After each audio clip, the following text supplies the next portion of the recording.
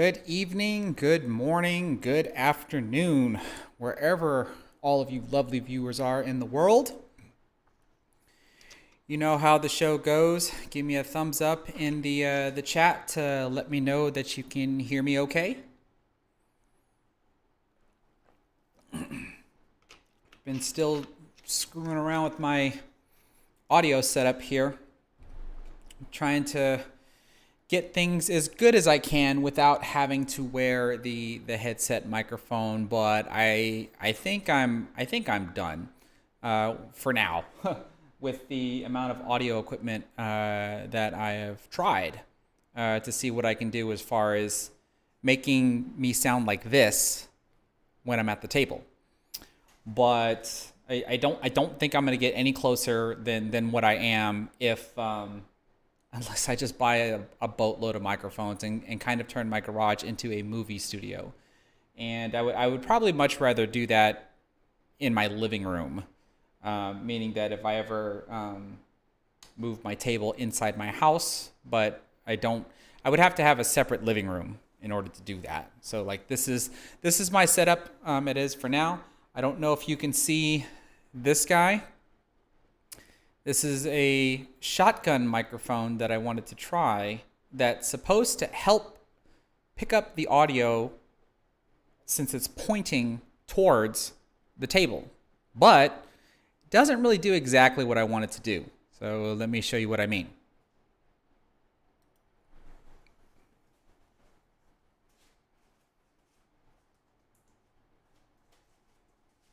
So at the very least, in a second. Gotta make sure the microphone is at least picking me up. So at the very least, I obviously don't know how much echo there is because I can only hear myself. Y'all would have to tell me how it sounds. And I'm trying to speak in a normal voice. I'm not trying to speak loudly because that's basically how I would like to be able to do my streams and stuff. But as I move away from that microphone, and even when I get close to this microphone or this microphone, the audio just is not going to sound as good as when I'm standing or sitting at the desk. It really doesn't matter where I'm at. It's going to have that bit of an echo, and I'm actually curious if y'all can hear my mini split, because I have it running right now because it got pretty darn warm in here. And so this is what it pretty much sounds like. And after a while, I'm just gonna take this one down and probably put it in my office and use this in my office when I stream like my review matches and stuff. So that way I don't have to wear the headset. But the last thing, the absolute last thing I have left to try is I have soundproof panels that I'm gonna stick on the ceiling above the table to see how much of the echo is going to be reduced when I finally put these up. So not entirely sure how it's all gonna work out, but I kind of have the feeling. I kind of have the feeling that it's going to be where on my live streams, this is what I have and this is what I'm going to work with. And when I do, excuse me, when I do recorded content, I'm probably still going to wear the headset microphone whenever I do recorded content. But at least for live stream content, this is what I have here. If I ever start having guests come in and either shoot pool with me or do competitions against other players, you know, the whole place is set up now where, you know, you can hear them talk, you can, you know, hear them banter or do whatever, which I think is as good as this is going to get. I don't want to get too crazy and have all kinds of wires just going everywhere. I've already talked to my buddy, and he's going to help me put these wires in the ceiling and in the walls and stuff. So a lot of these wires are about to disappear. The only wire that's probably going to still remain is the ring lights wire that goes along the wall and then comes down. You can see it here as it comes down the fuse box because it's plugged into an outlet, so that way I can turn on and off the ring light. But that way I don't have the power cord or the cable, you know, in front of my pictures that I have here.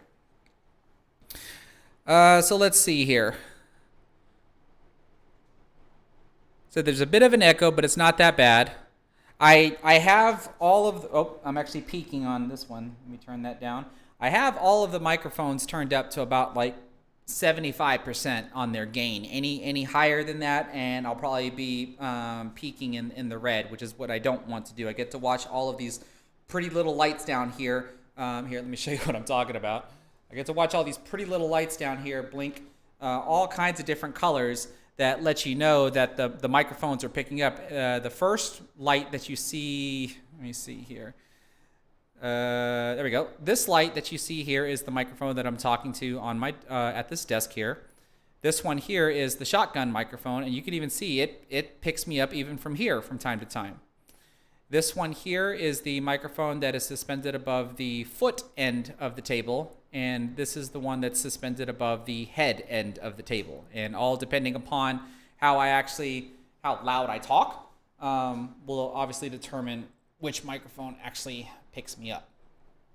So yeah, it is what it is. Like I said, I think I'm done investing some money and trying to improve this. I just think the biggest improvement is going to be is when I can get rid of all this echo and stuff, and probably at least move the table into the house where the sound will be a little bit more condensed. But we'll see what happens when I get the sound panels installed on the ceiling here. So we'll get it. But everybody seems to think that the sound is okay. Kevin Bowie, I haven't seen you in quite some time, man. How you been doing? You say you can't hear my mini split, so that's actually pretty good because OBS tells me that it can hear it, and I did determine that it was from my shotgun microphone because I was turning them all on and off trying to figure out, well, which microphone's actually picking them up. I figured it was the microphone that's at the head end of the table because that's the microphone that's closest to the mini split, but that wasn't the one that was picking it up. But you're saying you can't even hear it, so that's cool. That's I'm just gonna leave that the way it is. All right, so some announcements. If you look in the pinned comment that's in the live chat, I have a current giveaway going on right now with the J Flowers JF Force brake cue because I did a product review on it about a month ago. And I'm waiting for that video to try to get 1,000 likes before I give that cue away. So if you haven't seen that video already, then after the live stream, be sure to go over there and check it out. See what you think about the specs and stuff that I review, because that's the only way I know how to give an unbiased review, is just to go over the specs and not try to compare it to one product or the other. So if you look at other product reviews that I've done in the past and product reviews that I'll be doing in the future, you're going to see pretty much the same kind of formula because I don't want to sound biased when I'm doing these reviews. It's just like, here's the cue, here's what it's made of, here's how much it weighs, here's the tip, here's the shaft, here's the diameter, blah, blah, blah, blah, blah. And then I do a performance with the cue, and from there, that should hopefully be enough information for a viewer to figure out if they might want to buy it, if they don't end up being the winner of the giveaway. So yeah, why am I hearing sounds? What's going on outside? Give me just a second. Let me check my ring.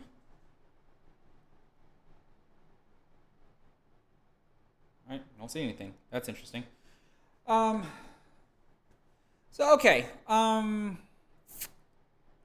let's see here. Yeah, so tonight's stream, obviously every time I try to do my road to 100, I basically want to obviously try to score 100. If you've been with me as far as some of my previous streams, you've heard me talk about like my 79 that I have, because that's my current best. Well, I haven't been able to come anywhere near that 79 ever since I got it, right? So though I am thankful that I actually did achieve it, right? Because all you have to do is have that one occurrence to say that you did it and it was done. But I'm more looking towards that I want to be able to have some sort of statistical average that basically coincides with whatever my personal best is. Right now I don't have that. So I would have the same attitude where if I did score 100 points, like if I did it on the live stream or if I did it in a recorded video, I'm obviously going to be grateful for it. But that if I scored 100 and I don't do it again for like 6 months or something like that, that kind of doesn't make the scoring of 100 as valuable as I would want it to be. Maybe other people can say, hey, you finally did it, because they're not wrong that, I finally did it and stuff, but it's just one of those things to where like I got to be able to like maintain like some sort of consistent average that kind of supports that I can do this every once in a while. So it's like if I were to start averaging in the 50s or something, and then all of a sudden 100 peaks up out of nowhere, then like to me that would be kind of cool. I like that would satisfy my own expectations. Whereas right now, I'm lucky if I can get like in the 20s and 30s, and then let alone I got a 79, right? So it's, I don't know, like I said, it's just the way that I put my own pressure on myself, and I guess also to kind of just to validate the performance. I made an analogy about this before, to where it's like, if it takes you 25 attempts to break and run a 9-ball rack, because 9-ball racks would be almost the easiest thing to break and run with. But if it took you 25 attempts in one sitting, but then the next time you tried it, it took you 50 attempts, or it took you more than 25, then like it kind of doesn't make that first go around as valuable as it could be. Whereas instead of every 25 attempts, you would really want to be able to try to break and run a 9-ball rack in every 10 attempts or 20 attempts, just something less than what it took previously. And I see Shortstop on Pool is in here. How's it going, Bob? And Bob knows exactly what I'm talking about in regards to, just wanting to be able to have like this consistent average that speaks to whatever your personal best is. And in my opinion, I just currently don't have it. So that's not to demean my 79. Like I said, I'm obviously proud of my 79. And that's not to demean anybody else's personal best either. I mean, they just may look at it differently than I do. So yeah, so we're gonna try to focus on maintaining a good average. Try being the most obvious word, which means I'm not going to be doing a whole lot of talking when I'm out there. I'll obviously call shots when I think shots need to be called, but other than that, I want to try to be as focused as I need to be. And let's just see what the night has in store for me. Now, before I get started, though, I see that there are 44 people in here and I only have 21 likes. So if you haven't done so already, please smash that thumbs up button. It really does help me out in the YouTube algorithm. It'll allow, hopefully, some more people to discover the live stream and come watch me make a fool of myself, or maybe do something spectacular tonight. We'll have to wait and see. And then also it helps for people to be able to discover the live stream after the fact. So yeah, without further ado, let's go ahead and get the show started.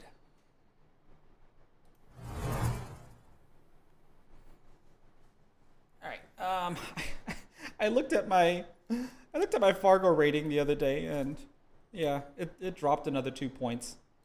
But I have a state tournament coming up in a couple of weeks, so hopefully if I do well in that state tournament, that'll boost my Fargo rating back up and make sure all of the other stats are okay. And actually, I'm no longer using my Predator Black 4.5. I'm using my Tuxedo. Predator Black 4.5 is back in its case.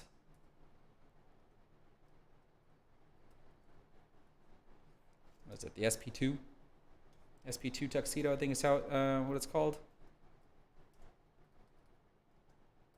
Something like that. The other equipments that like the brake cue and the Air 2 Gold, you'll probably never see in a straight pool live stream, but I have them there because that's what I typically use in my all of my YouTube videos. All right, here we go. Like I said, I'm not going to do a whole lot of talking while I'm out here. I want to try to be as focused as I possibly can be. And I'm not recording any zeros, so like if I miss the break ball, make the break ball and scratch, that's not something that I'm going to log. I only log a 1 or above. So here we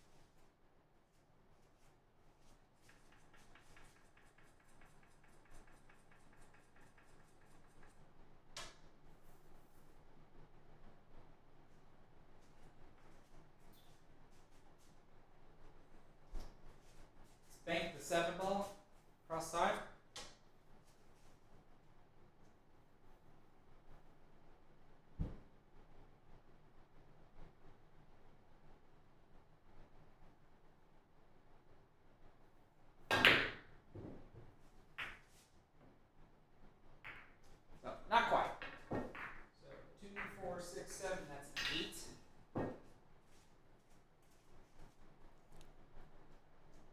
Didn't really want to bump into that other ball.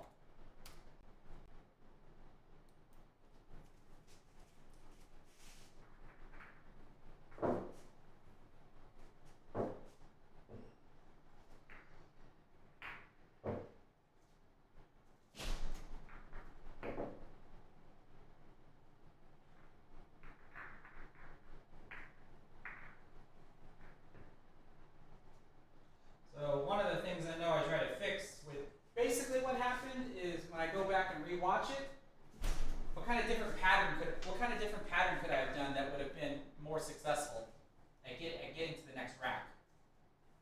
Because I know that's pretty much my weakest part of this game. It's just choosing an easier pattern.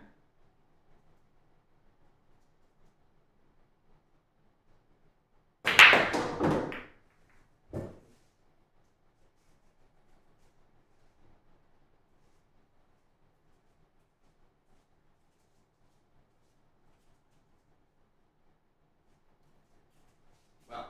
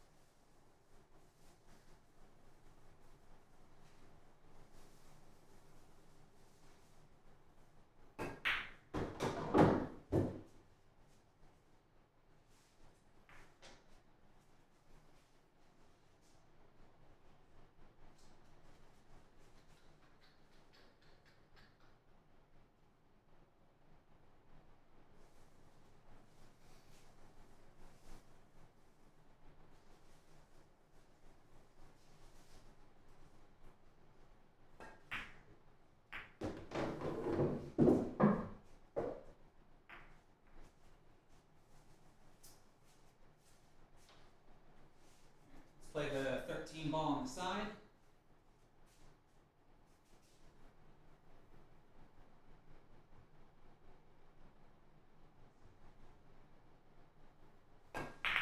Oh, maybe I should just call it the 11. So that ball does not count. Let's pull that one back up.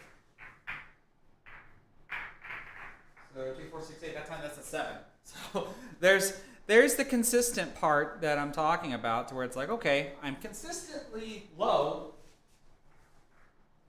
but then if I all of a sudden just get like this high run out of nowhere, or medium run out of nowhere, but then I can't do it again for the entire stream. Again, grateful that I did it, but I'd rather have some sort of consistency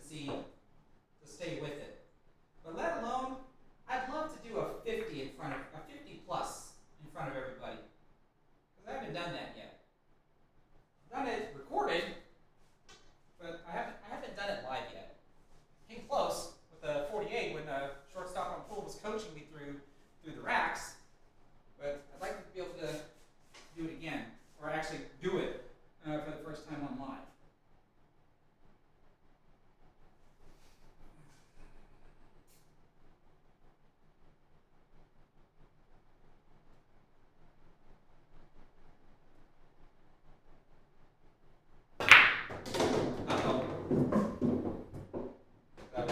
that's how Jason Shaw's run pretty much ended. But that's a 0. Like I said, I'm not gonna count zeros.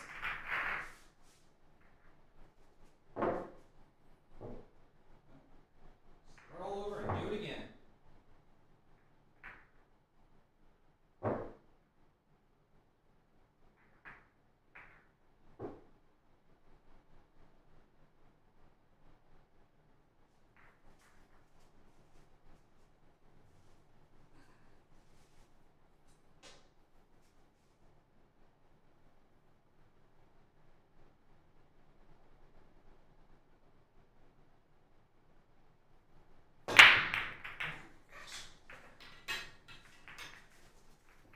And this is something I've been trying to practice more and more on, is that opening break rather than the side pocket break. The side pocket break is kind of a gimme, or at least it is for me. And I've been trying to make sure to see if I can actually break in, or at least start with the classic straight pull break, because it's what comes up way more often during the runs. Let's try something a little different.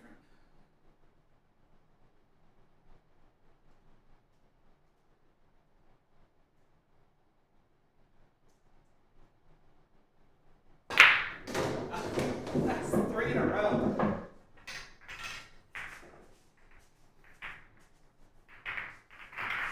Decent spreads. Let's go back to the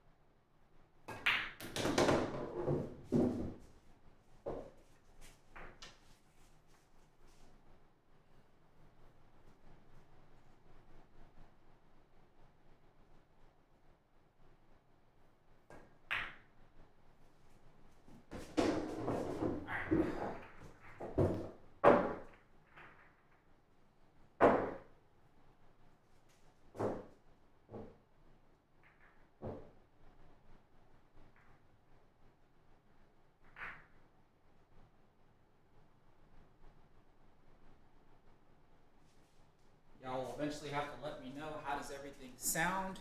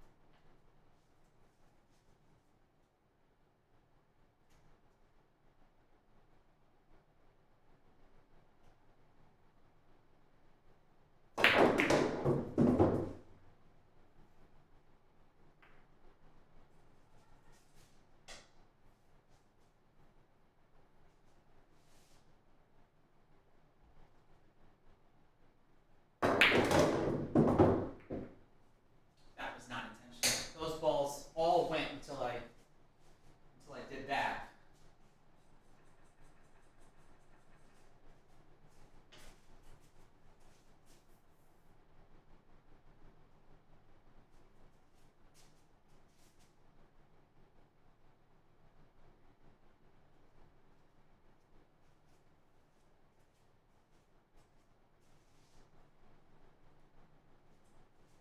Like that shot at all.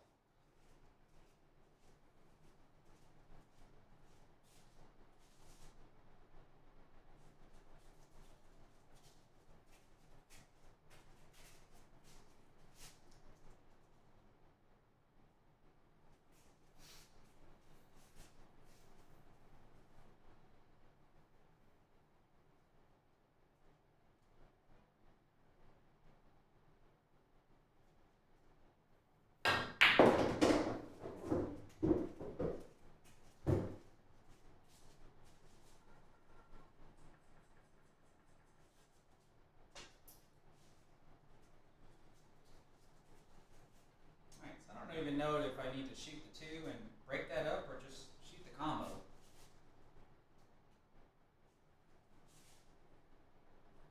I think I'm gonna go for the combo.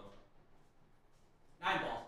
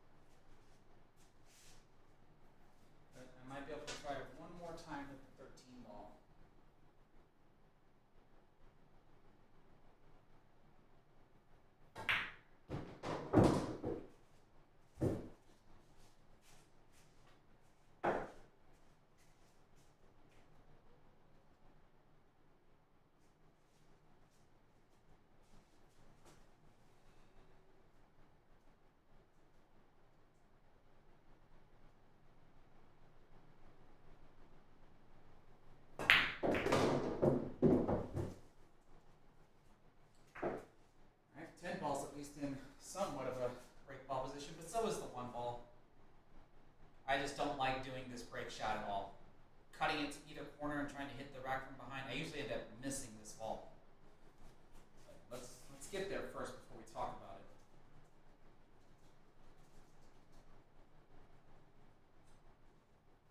Let's see.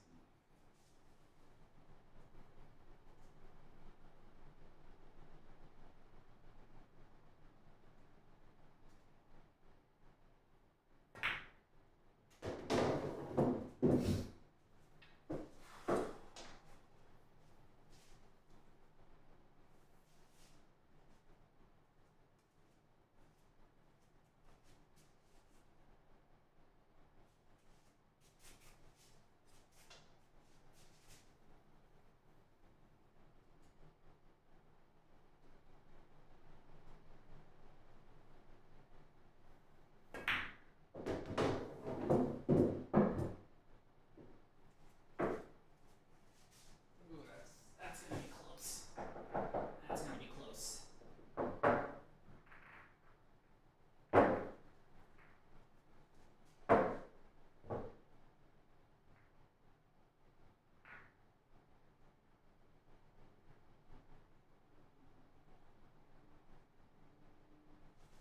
So I basically could have hit that a little bit harder so that way it drags more up here. And one other route that I've been usually contemplating is cutting it in and sending the cue ball like this.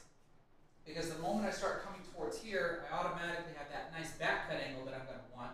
Unless, of course, I just hit it way, way too hard.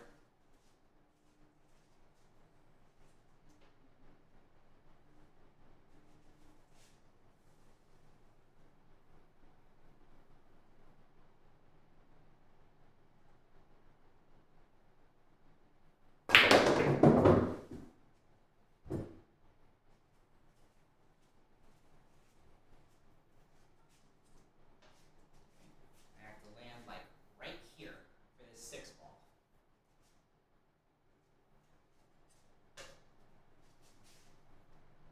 And I'm fairly flat on this 7.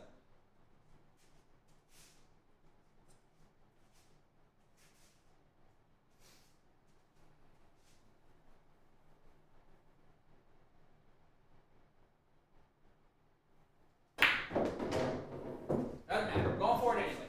6 ball, corner pocket.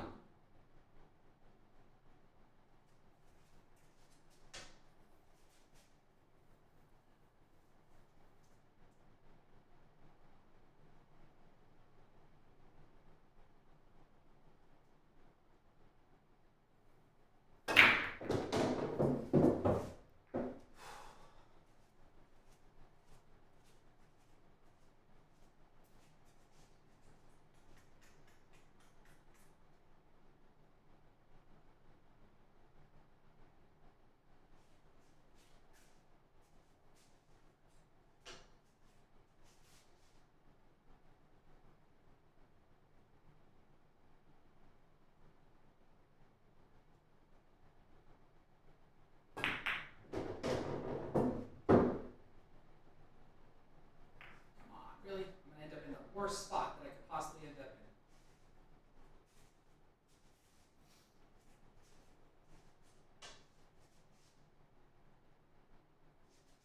Play the 15 ball.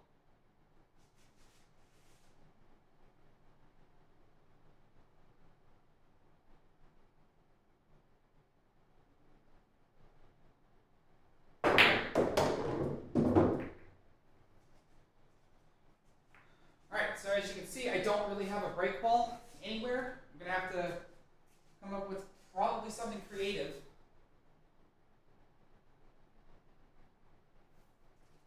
While I still try to figure out what to do with the 9 and the 15. Oh, the 9 and the 5. Why did I say 15?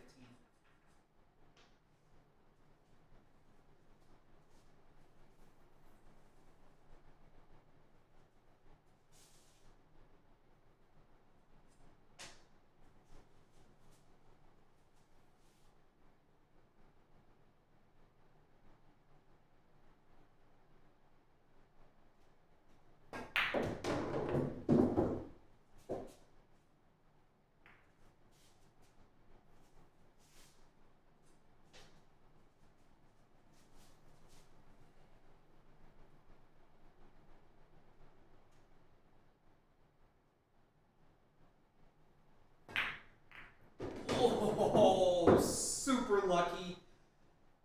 Ooh, wow. Okay, let's recover from that.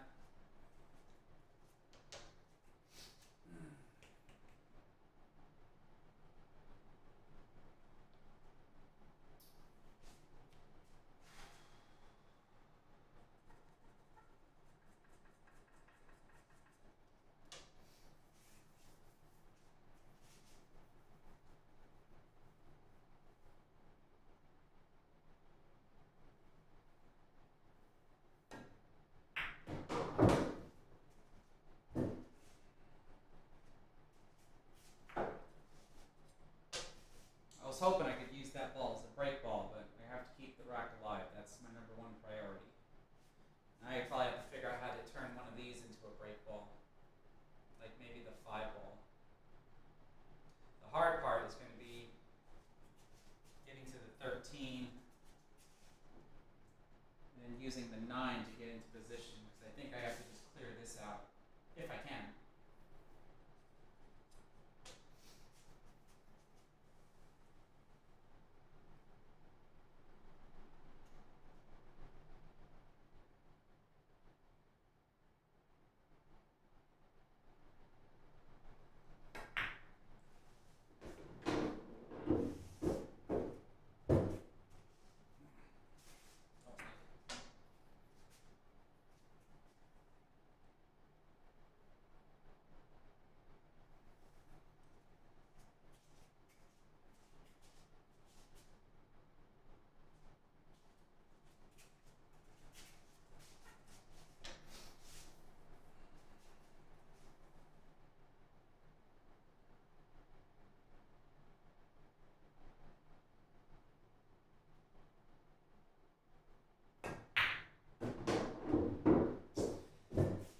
That's gonna be no good.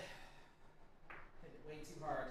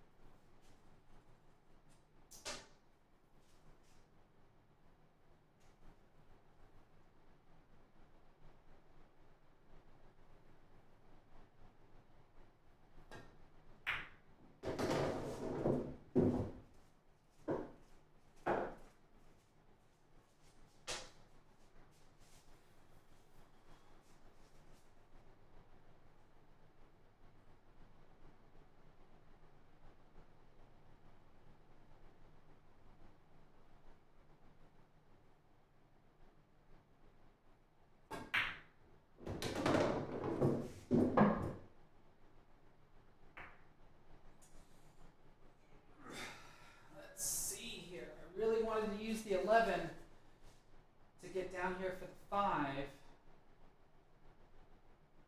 But the 11's an easier shot. That means I'd have to use the 1.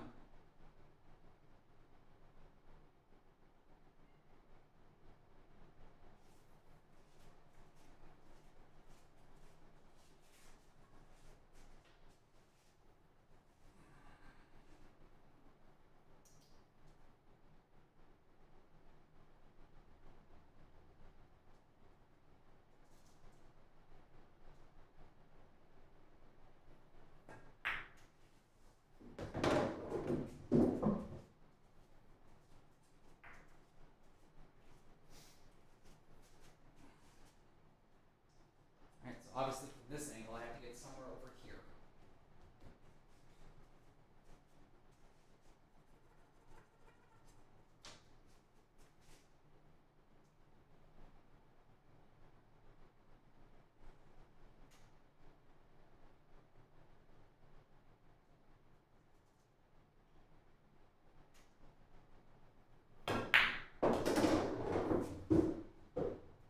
Well, I mean, I might be able to make this work. The idea would be to get like this kind of line to shoot, so that way the cue ball automatically goes into the rack and I have to like spin around or spin out. But now I have to do the shot that I don't like, and that's cut it in, hit this rail, and come back and hit the rack again. Oh. Wait a minute. Is that the second? Is that 28 or 42?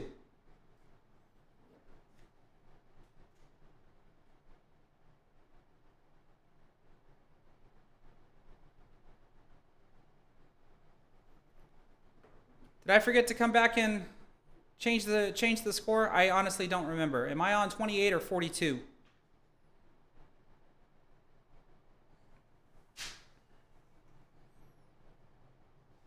For some reason, I could swear that I'm on 42. That was rack 3. Okay, so that I am on 42. Okay. Whew.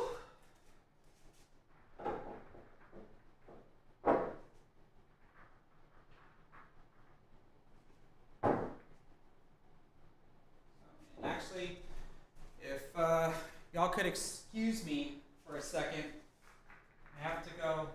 I have to go check on something. So I'm just gonna pop you back to the intro screen, and so take a picture of this because this isn't gonna change. I will be right back.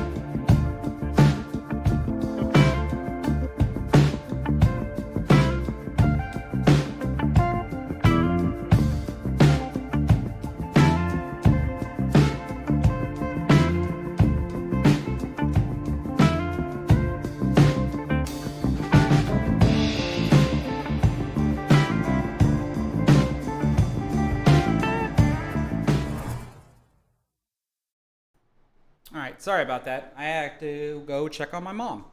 Um, she's not at her house, and she didn't pick up her phone. So I'm probably going to have to do this again and check on her during the stream.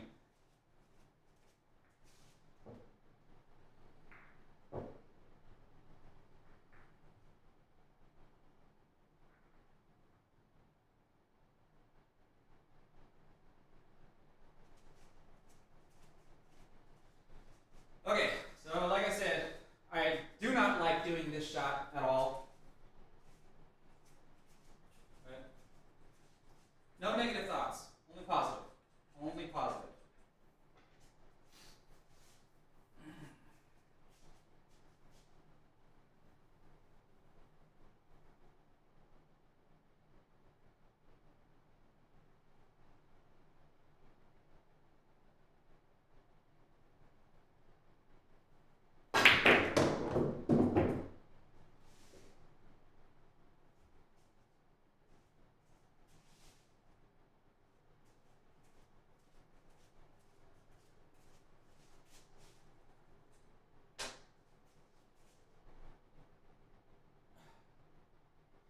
Y'all be mad at me if I'm hooked. I'm gonna have to try to play the 6 off of the 8 just to have a chance. Unless I want to bank the 9. Because I'm frozen on the 11, and the 10 is blocking me just enough from the 6. And if I cheat it, I'm going to miss. I have to call the 6 in the corner, but I'm going to try to play it off of the 8.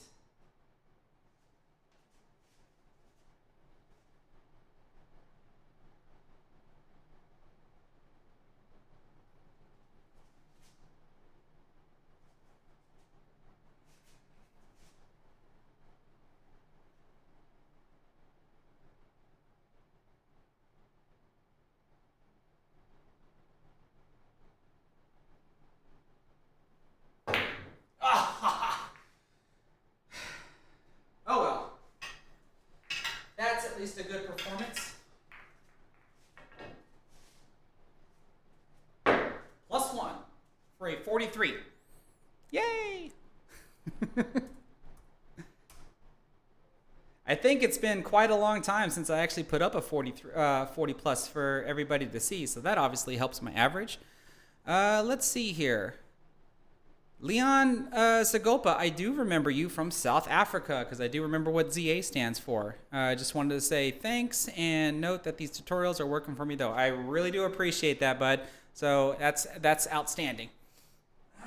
But yeah, of all the like that was a really good break. Like I was obviously happy that I made the ball, got a good break, but then ended up in like the worst spot, like literally the only spot that I don't want to end up in, to where I don't have a shot. I have to come up with something creative instead.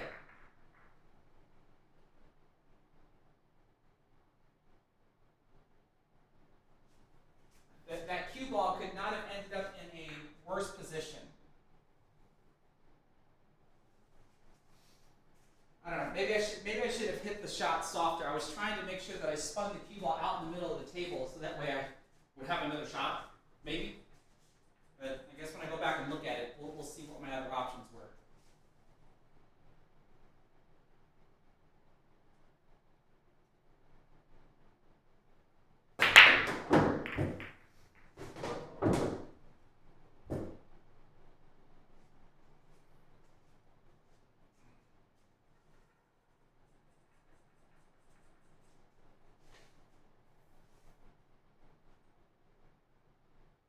I'm actually going to save this guy since he's a sitting duck. I'm not going to take him out right away. Normally I would, so that way I'm playing half table pool.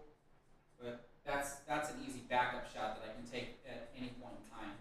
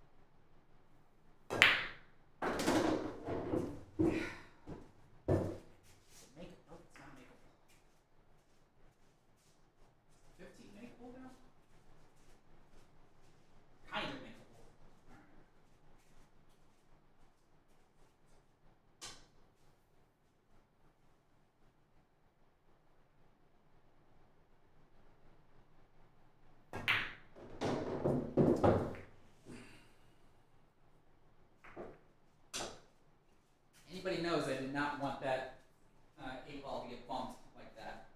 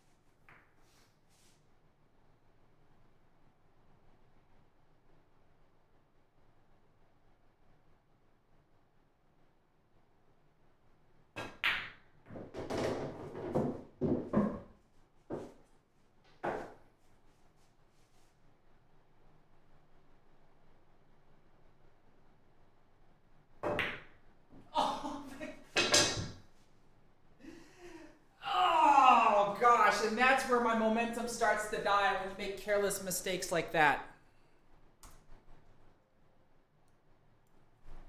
That's a heartbreaker.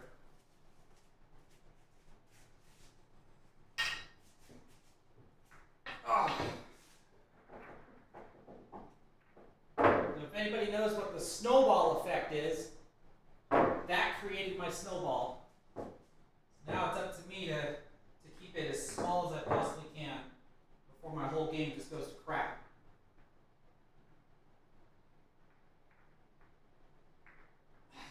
Man.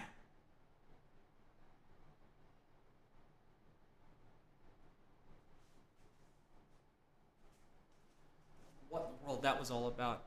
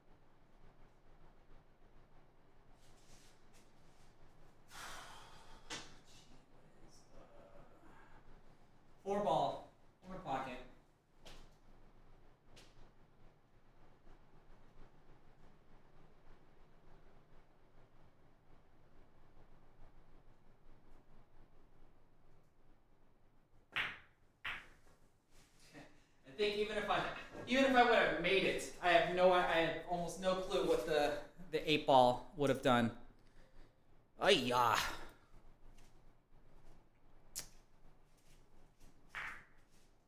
So hopefully y'all see what I'm talking about here. Because every attempt so far, besides one, I haven't gotten out of the first rack. Now you can simply say, well, that's cool, right? And I can accept that. You know, sometimes I'm going to do it, and sometimes I'm not. All I'm saying is, I want to have consistent higher numbers than what I'm currently doing right now. And that's not to demean the 43 that I got, but I mean, I would think I would have some second racks and some third racks to coincide with it. But we'll see as the night goes on.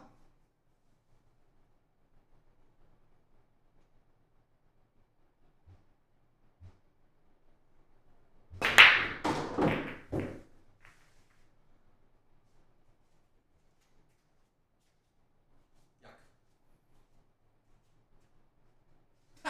That's the only shot that I got. Unless I'm going to cut the 2. Or cut the 7, I guess.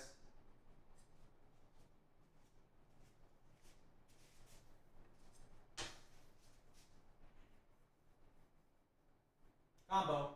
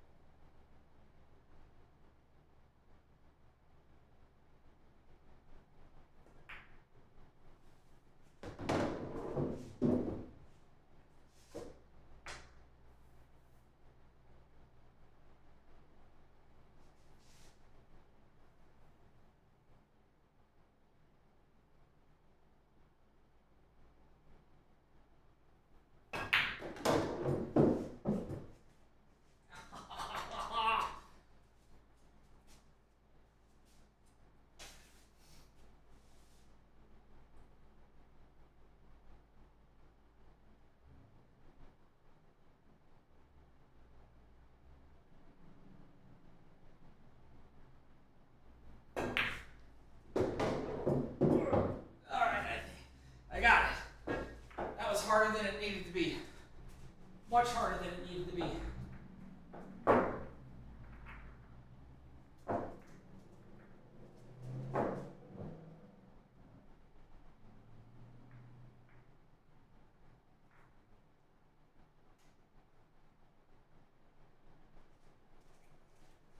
Whew. All right.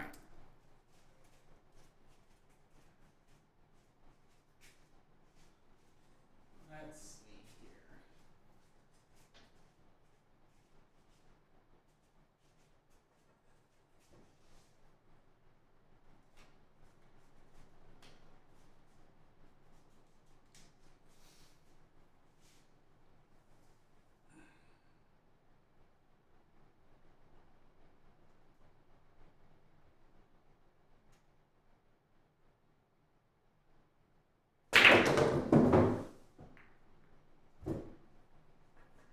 Stop! Stop! Whew. Okay. Can you imagine if that one ball fell?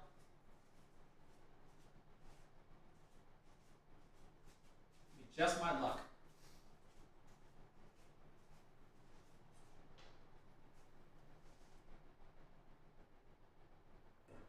Oh gosh.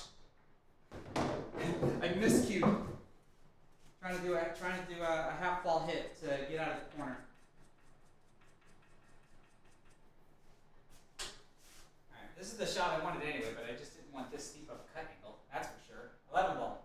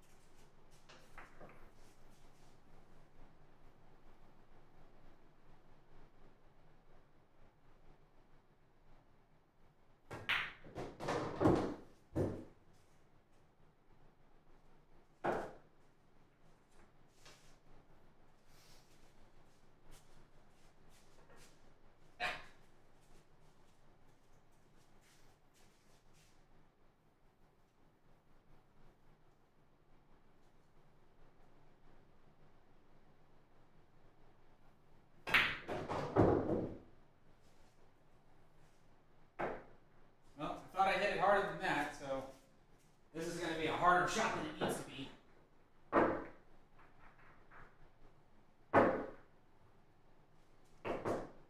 But I didn't want to just drift it down table.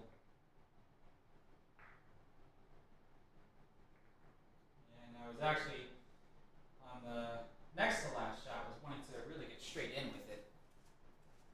Ooh, okay. I didn't realize I was already on 14. Okay, so am I at least going to clip that 3? I hope so.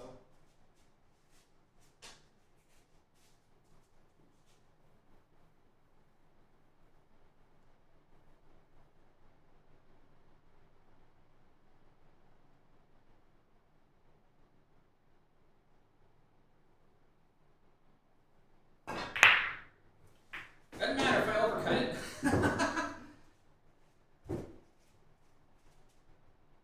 Weird ball. You don't count.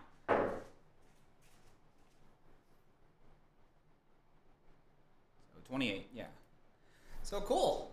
That actually puts me over the 100 mark. I typically try to take a break after I at least cumulatively score 100 points. So let me show you what I'm talking about. So this is actually not bad. I mean, this time it took me 6 attempts to score over 100 points.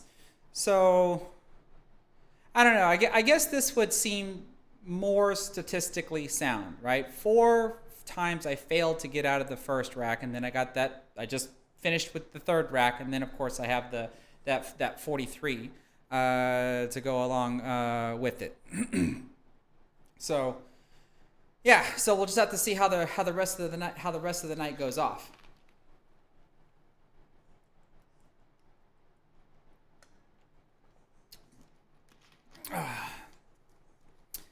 Oh, how's everybody doing?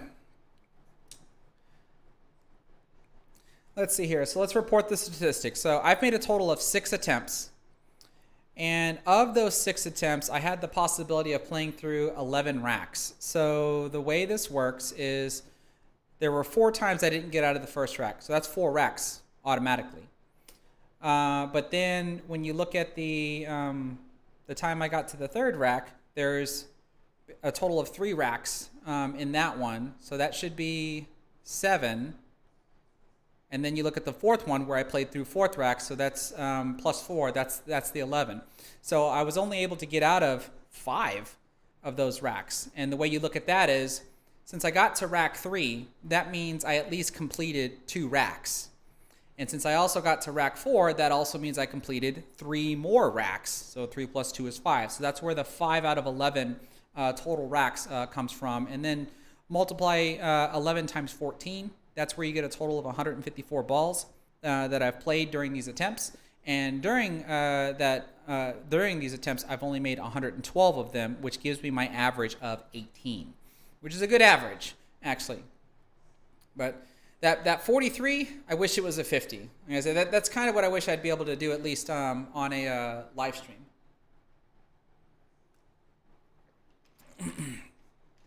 Beastag, that's a good recommendation. Not missing. Oh my goodness. Let me go ahead and just switch to let's switch to this. I'm gonna turn this off and just switch back to this while I take a small break, and then I'll try it again. I don't expect this to be a long stream. Matter of fact, I might just do one more attempt of getting to 100, and then figuring out what I'm going to do with the rest of the night. I don't think I'm going to do 3 full attempts for tonight. I think I'm just going to do only 2 full attempts. Move my face cam towards the table? What do you want to see about the table? It's no different than except of course being able to see the microphones that I've got hung up there. Here's something I can show you, because I've been trying to finally add some decorative stuff in here. I wish I actually had my longer cable. But this is as close as I'm going to get. So I don't know if you can see these 2 posters here. These are blueprints And they're actually really, the reflective light isn't doing them justice. So the one on top is a blueprint for when the bridge, the mechanical bridge, the rake, the rest, whatever you're going to call it, was actually invented. And it's documented, it's the patent that's documented for September 8th, 1908. This one down here is the patent for the chalk holder, and this one was February 10th, 1953. I'll eventually have to get a longer cable so that way I can actually show this to y'all. And I've got two of them over there as well, as you can see. The top one is the patent for the pool table, and the one on the bottom is for the, there we go, the one on the bottom is for the triangular rack. I've added all of these just recently, and that's why I've moved all of my racks. So my template racks have a new formation, if you remember what they used to look like when I didn't have these two posters here. And then you can't see this, but one of my followers, I don't know if he's still in here, Ron the pool student, he was actually gracious enough to send me this, the very basic rules of the game for 9-ball. So it has a 9-ball rack, and it shows a cue ball basically pointing at the 1-ball, and it gives you all the rules for 9-ball. And then I've got all kinds of extra stuff here. This is an autographed photo, an upside down autographed photo of Dennis Orcolio. I think this is when he beat Shane Van Boening. I can't remember.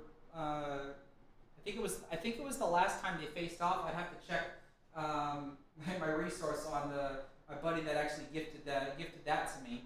And like I said, these are my soundproof panels. This was the mount that I was actually going to put the shotgun microphone on, but I decided to just attach it to my garage railing there, so that way I can actually test it out. And that spare monitor is eventually going to get put on a mount, so that way I can actually have two monitors, the laptop monitor and that additional monitor, so I can have things a little bit more organized, because everything's kind of crammed on one screen right now. So it's sometimes it can be a little difficult to keep up with everything. But once I have my other monitor, I'm going to put it on an arm back here. That way I can have this monitor that's right here below the camera, this monitor down here below the camera, and then one monitor kind of like up here, until I can have the live chat up here or something, and then have everything that I need to screw around with for the stream down here or something. It'll just make things a little bit more organized. Drawing music, yes, I am in my garage. So I've been, for the past 3 years that I've been on YouTube, I've been doing everything I can to improve the audio of every one of my videos. I've gone through all kinds of different microphones. You can go look at some of my old videos, and you can see where I was always dabbling with the audio. Either it was too loud or it was too low. Sometimes it was a little echoey and stuff. And before I got this microphone and have the microphones that you see I have set up here, I was using this. This is a wireless headset microphone where I can have a microphone right here next to my mouth, and it Bluetooths to a receiver that I can just plug straight into the computer. And if you see any of my past live streams where I was using this, the audio is like super, super good. And I've been trying to replicate that as much as possible without having to wear any gear like I am now. So I know, like with this condenser microphone that I have here, I sound rather decent. And then you obviously hear what I sound like out there, which is nowhere near what this sounds like, nor what this sounds like. So the next step is to try to put the soundproof panels above the pool table, just to see how much improvement it's going to be. I don't exactly expect it to be as good as wearing that wireless headset, but the closer I get to it, the better. And when I get all this stuff finalized, this is what's going to at least allow me to start having maybe some guests come over my house, shoot some pool, do some exhibition matches, maybe get two people that want to challenge each other, and I can live stream those. And stuff. I think it's going to be a lot of fun. It's just, all kinds of different ideas that I'm thinking about on what I can do with the channel, on top of still being able to produce like some sort of instructional material, which is usually what my channel is all about. I mean, even in this case here, just watching me play hopefully should be somewhat instructional. I mean, you know, if I'm picking a good pattern, that's a pattern that you would want to be able to replicate. And if I choose a terrible pattern, it's a pattern that you don't want to replicate. So we all get to learn, especially when I go back and rewatch all this stuff. Because I'll go back to my live stream and timestamp everything, so that way if a viewer watches the replay, they can kind of just jump around the live stream. They don't have to watch it from beginning to end, like all you lovely people are doing here with me, because hopefully you stay here with me till the end. That'd be awesome. Okay, let's see here. Let me just take a look at the chat and see what everybody's doing.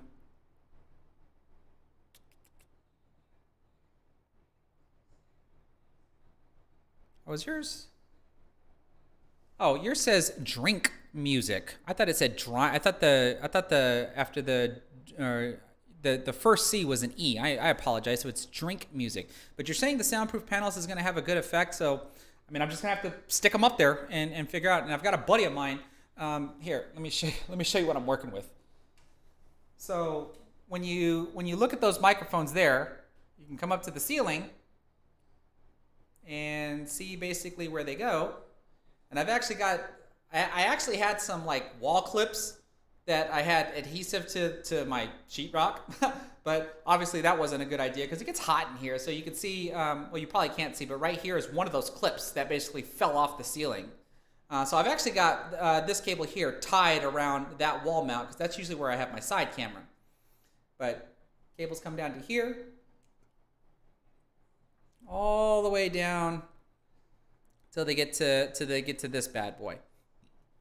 And that's the same thing for that shotgun microphone, the webcam, and even the ring light. You can see the stuff here. It goes behind my television and then comes all the way back around over here as well. And so I've got my buddy is actually going to help me. We're gonna put some more holes in my walls and ceilings, because I don't even like putting holes in my walls, but I do like having stuff decorated. But so up above here, where you see where the cable line came down and goes into the into my audio interface, we're gonna put a hole there and put a panel where all the wires will come from through my attic, right? So the wires that I have over here, there's gonna be a panel up there as well that's gonna go up through the ceiling, come down through my attic, and then come down through the panel that I'm gonna have over here. So all these wires are gonna be hidden. And that'll hopefully help make things be easier to adjust, as far as adjusting the height of the microphones, of how high or low they sit on the table. Like I said, I'm convinced that I'm probably going to take this microphone out and stick it in my office and just use this one in my office instead of wearing my headset. Because usually when I do live streams from my office, I have a Corsair headset that I wear, and it's pointless using the headset really, because there's no audio. It's just me talking. I don't have anybody that I'm talking to or anything of the sorts. And the webcam cable, that'll be another thing that'll probably go through the ceiling as well. But the only cable that'll stay out is the ring light cable that comes over here to the fuse box, and the line that's coming down here, that's plugged into an outlet. So that way I can actually turn that ring light on. That's probably the only cable that's gonna stay on the outside. Unless, of course, we stick an electrical outlet like somewhere over there, but I don't think we're gonna do all that. Oh, Murky, you want me to have my second camera on? I'd have to come up with some sort of layout design for that. You know, I've already got the one layout with the scores and everything else, and then I have the one window that has this camera on it. But that's something I can certainly consider, is trying to figure out how to show two views. I can certainly do that. Like that's not an issue, having two views at the same time. But I also want to try to mount my GoPro up above and wire that to my laptop. That way you have an aerial view, right? This right here. This right here is as good of an aerial view that I can possibly give you. Right, and I've done one video where I've had the GoPro mounted from up above, so you get a complete aerial view going down. And I've often thought about wanting to do that again, but more cables, and that just takes time. So we'll just have to wait and see. All right. Let's see here. Willie B plays Lil Chris subscriber only invitational. What do you mean by that? Are you wanting me to like host a tournament amongst my subscribers? Or are you suggesting I should only allow subscribers to live chat? Because doing that is something I have contemplated, because that'll get rid of spam bots. If I set my live chat to where only subscribers can talk, that'll definitely get rid of spam bots. I don't know if I've had any tonight. I don't know if my moderators are watching the chat. Actually, I don't even see my moderators. Oh, there's one. As I scroll around.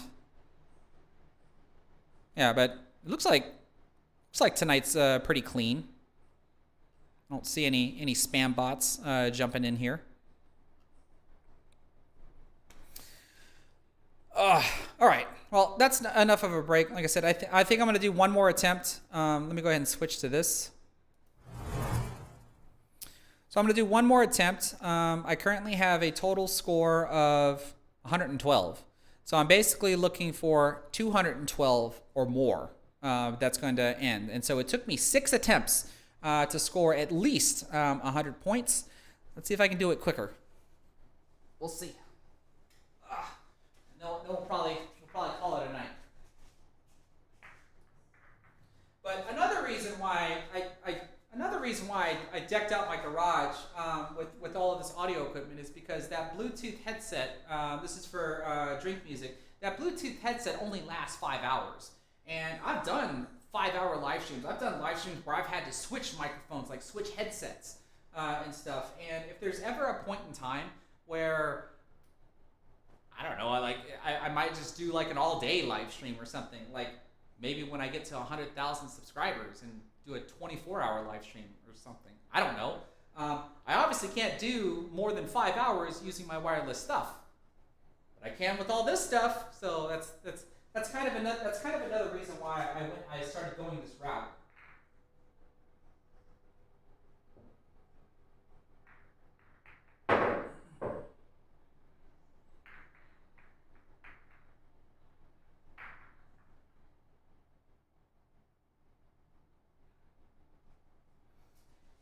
So let's see what I can do here. Since I have a 3rd rack score and I have a 4th rack score, like I want to be able to keep that up and not just have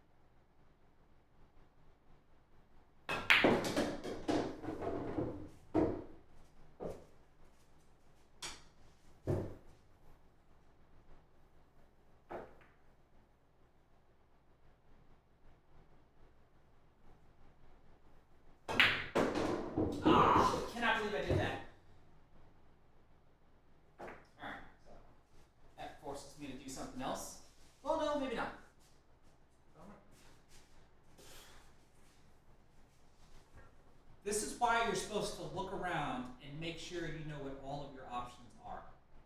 So initially, because I didn't look, I thought the 6 ball blocked the 2 from going down there, so I was actually trying to get positioned to play the 2 up here. But lo and behold, the 2 goes. So the question I have to ask myself is, do I want to shoot it? Because ideally it was supposed to be 2, 6, and then when I shoot the 7, I spun out to break ball position on the 8. But now because of where I'm at, this is different. So I can take the harder shot and see if it works, which I guess I'm going to go ahead and try.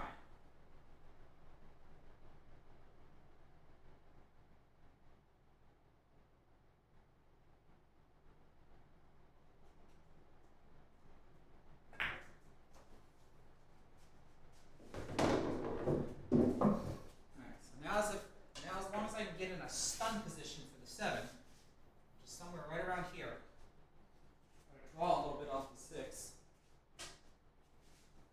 Don't want to overdraw it.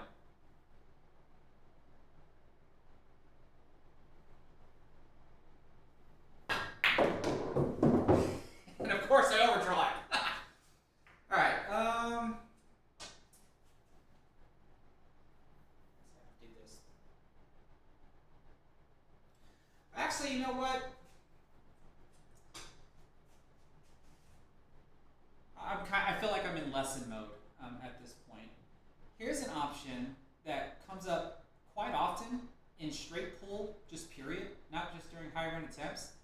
If I leave my cue ball in the rack, I get cue ball in hand behind the head string. So the question is, do I want to try to get position, like, by drawing the cue ball here and coming out over here to get into break ball position, or do I want to just play a stop shot, leave the cue ball in the rack and take ball in hand in the kitchen with the best break angle that I can have, but I'll be further away. So, and I'm going to go with the ball in hand.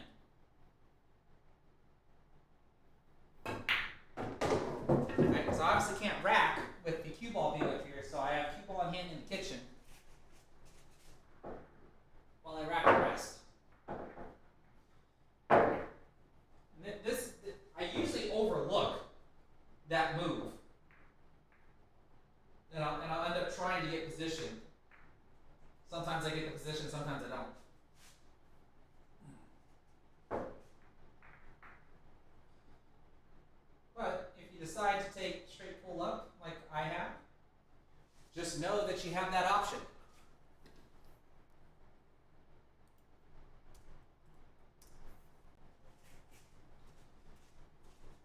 Alright, so I'm going to try this even though I'm further away than I would like, because I would much rather my cue ball be right here.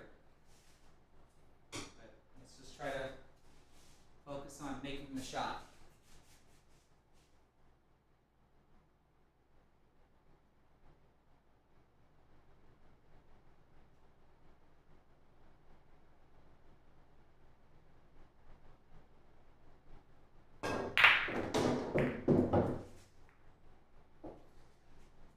Do I have a shot?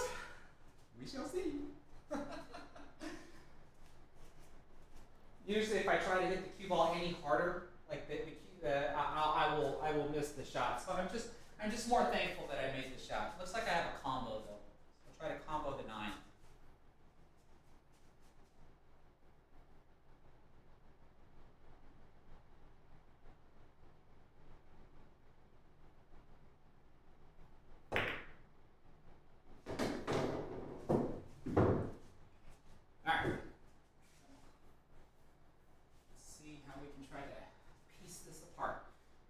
Ball has a path to go through there. Can probably break up some stuff. And shooting the 13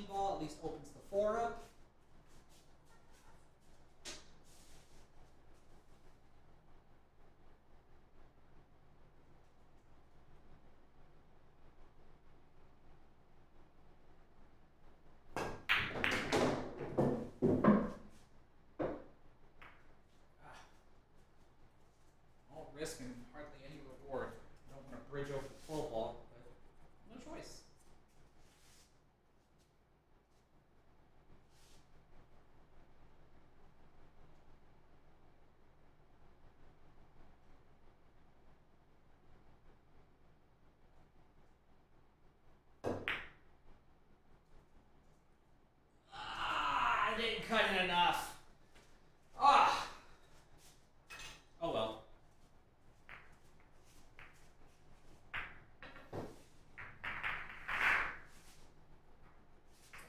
+3.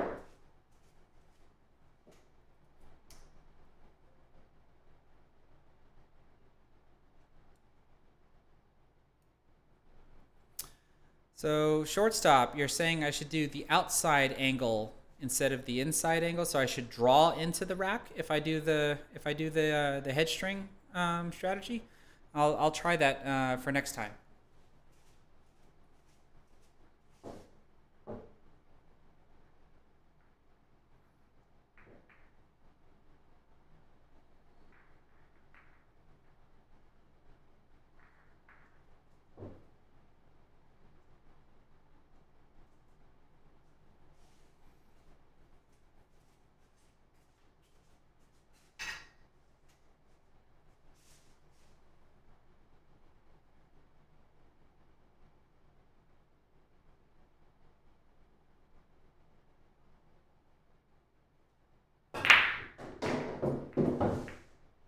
Well, that looks familiar. No combo this time, though. Well, there might be a combo later. There's a couple of them on the table.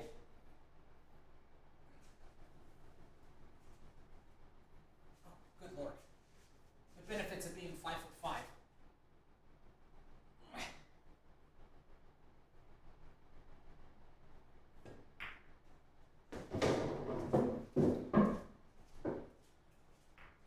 so we're going to combo the 12.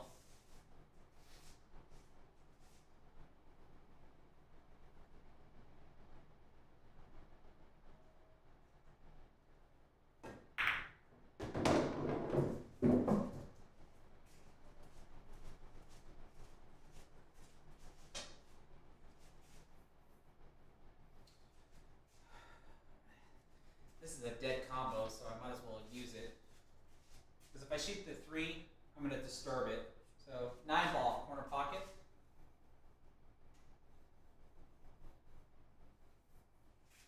Well, based on where my cue ball's going, maybe that's not a good idea. Yeah. 3 ball.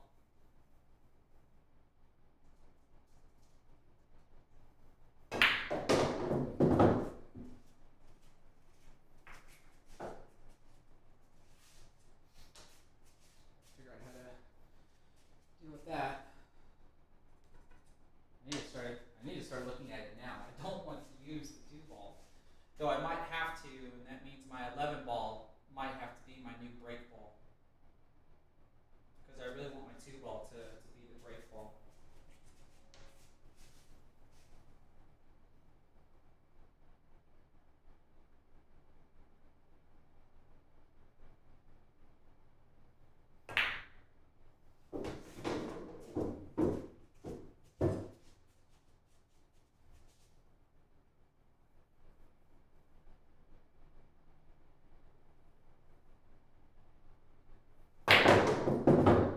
Oh, and I ruined my break ball. Get on the other side at least. Ah. Alright. I tried. I'll try again, actually.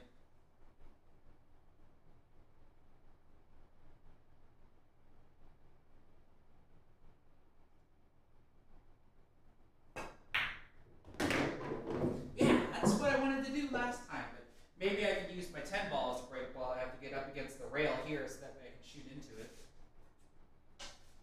So that's certainly a possibility.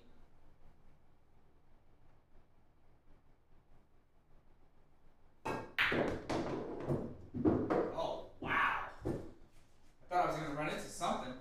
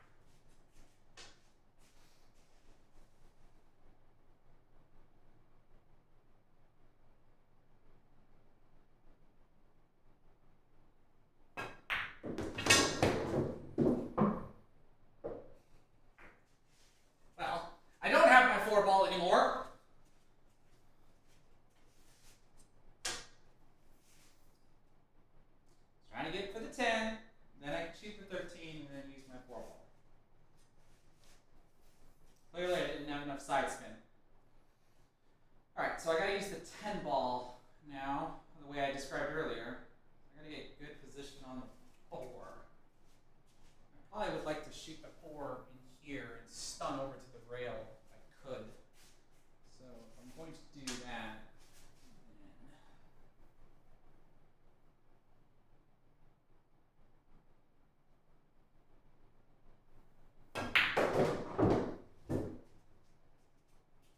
This ain't gonna cut it.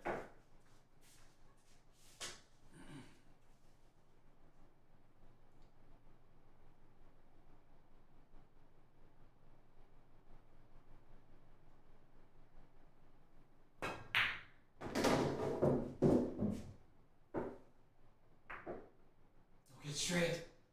Oh, you got straight hit on me.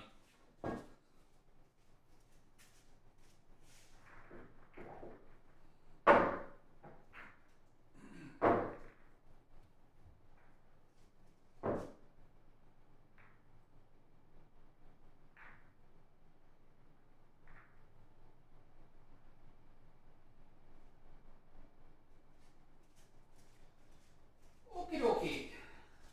Let's see here. What can I do? I'm fairly straight in.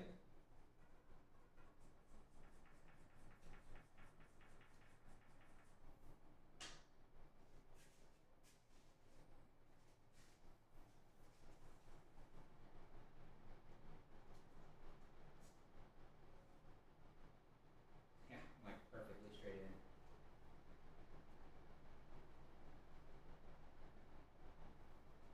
We're gonna call the 14 ball corner pocket. Very common ball that'll drop when you do the second ball breaks. I'm kind of lining up as if my cue ball was actually right here, so I can see how I would strike that 4 ball. About right there, I think. So let's see if this works.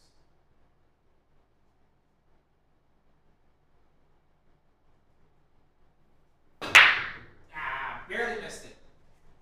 Right here instead.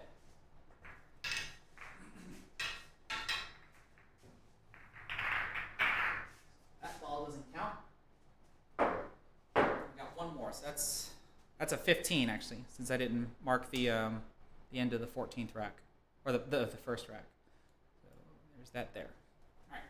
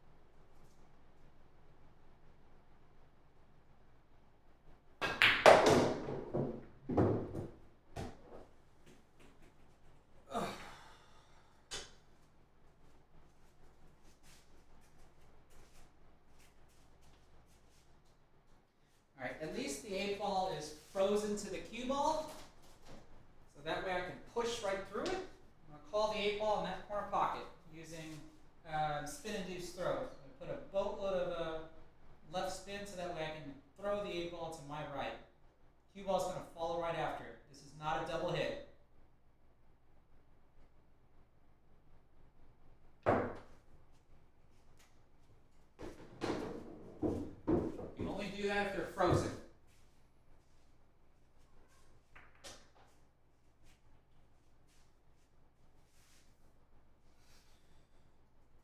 I really need to decide if I'm going to use the 7 ball or the 9 ball.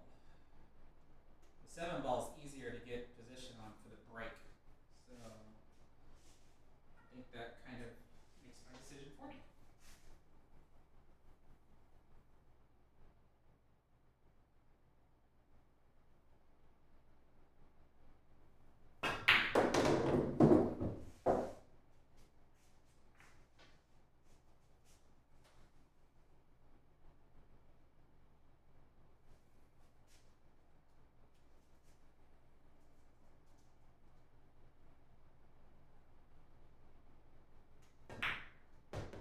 Oh, come on, I thought I hit you much harder than that.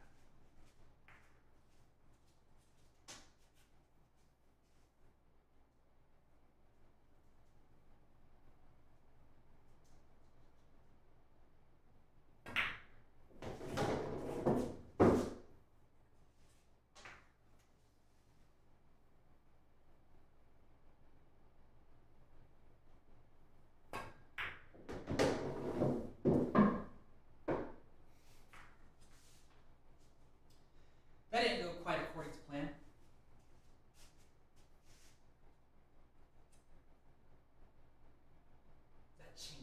That changes a lot. That one small variable changes a lot.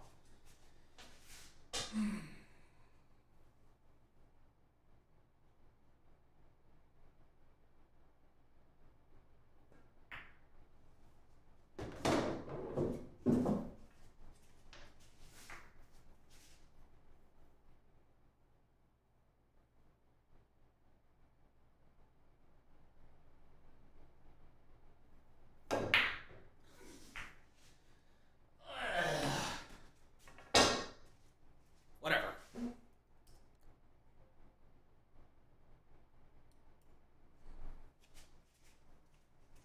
Shot straight at the ball. I didn't even slightly cut it.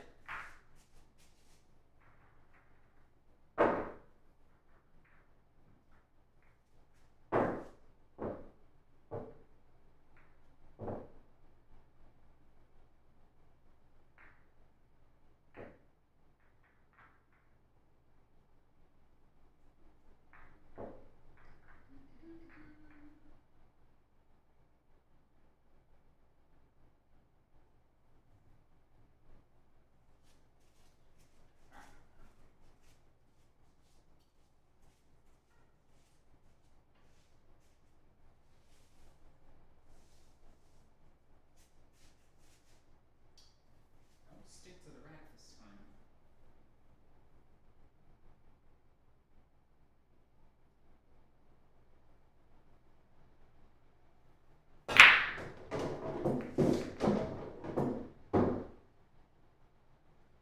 I really don't like it when my cue ball comes up here, but sometimes you can't help it.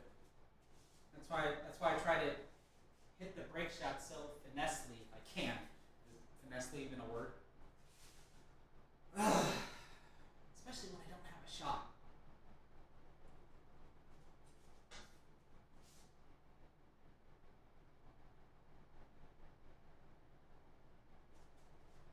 I want to grab my jump cue so I can jump the 3 in.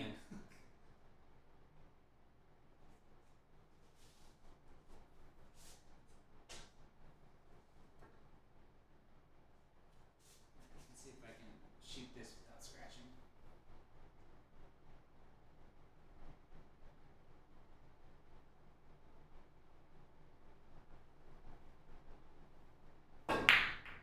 Oh. So there's our first low score. Right, just 2. I guess I made an extra ball on the break.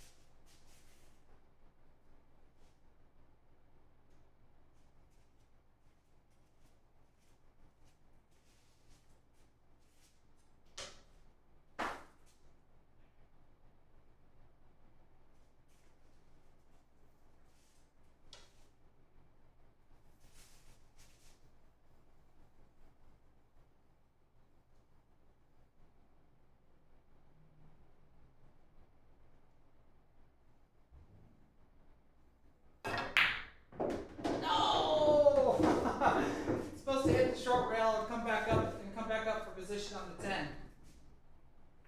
So that ball doesn't count. And that's only a 5.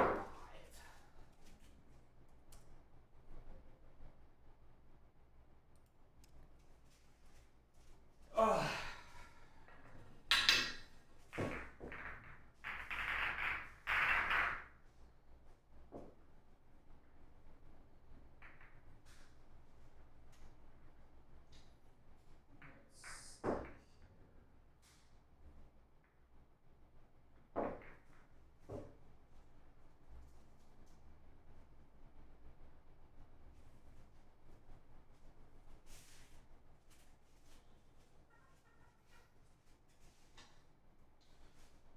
Alright, so here's a little bit of a different break that I'm going to try.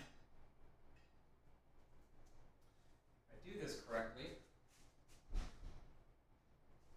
I want my cue ball to draw to this rail and spin towards the foot rail. I'm going to hit this with bottom right.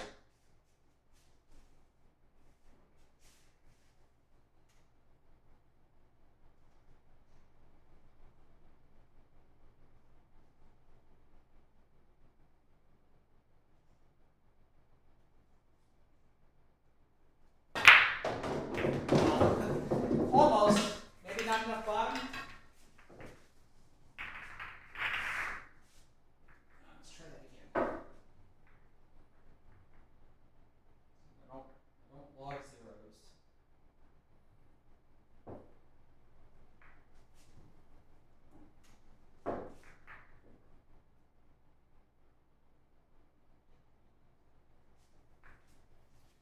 So what I'm doing here is I'm trying to make sure I place the break ball where I'm going to hit the bottom side of the 6 from my viewpoint. Or actually it would be the top side. This would be the bottom side.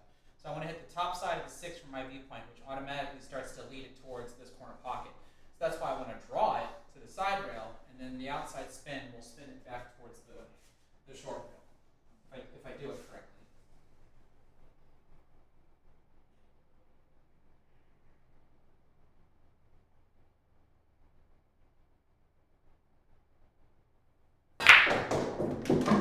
Kind of like that, but I still didn't draw it enough.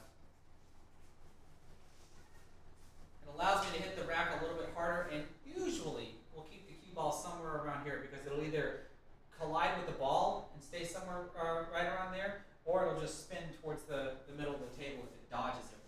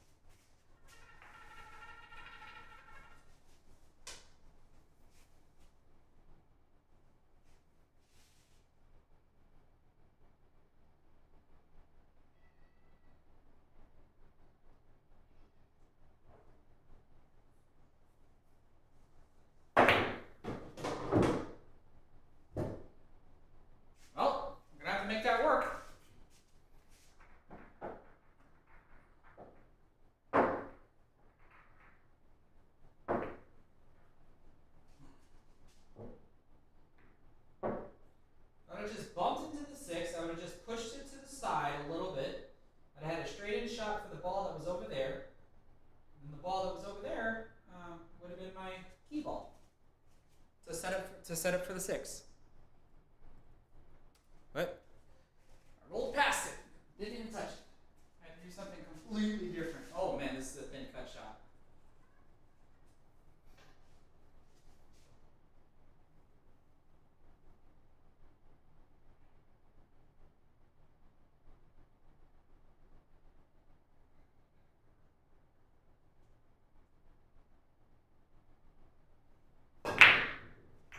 The cue ball hit it twice. I think it was gonna go off of the first contact, but I think the second contact threw it off. Cue ball actually hit that 6 ball twice. All right, so there's that. And see, I'm already past six attempts to finish this one. So now I just want to try to. Now I want to try to see if I can actually just put up a good score before I hit 100.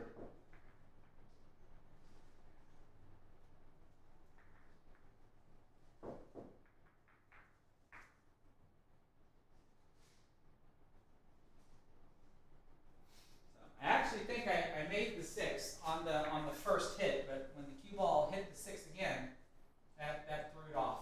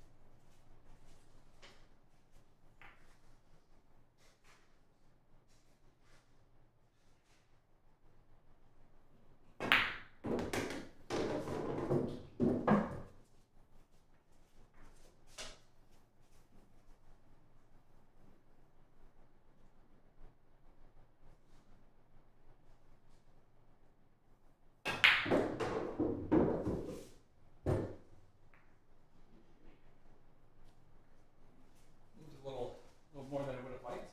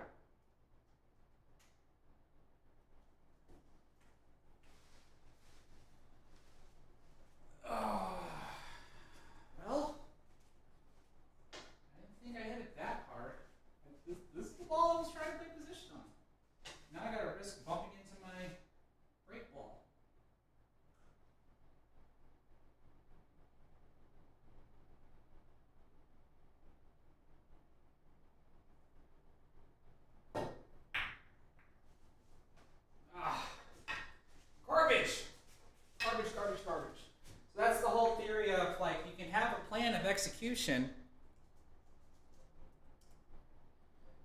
or you can have a plan on how you're going to like run the table, but if your execution messes up like that one, I hit the shot just a little too hard, then that just changes everything.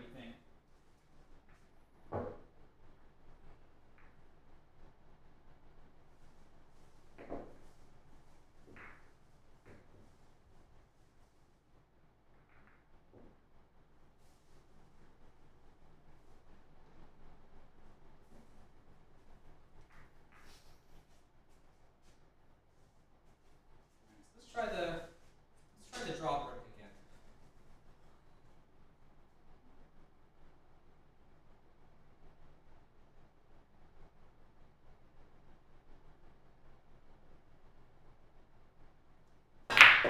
That's what I was talking about. That right there. Kind of like that. You see, I get stuck down here, and usually I'll have a shot. So that worked out pretty good. Kind of, sort of.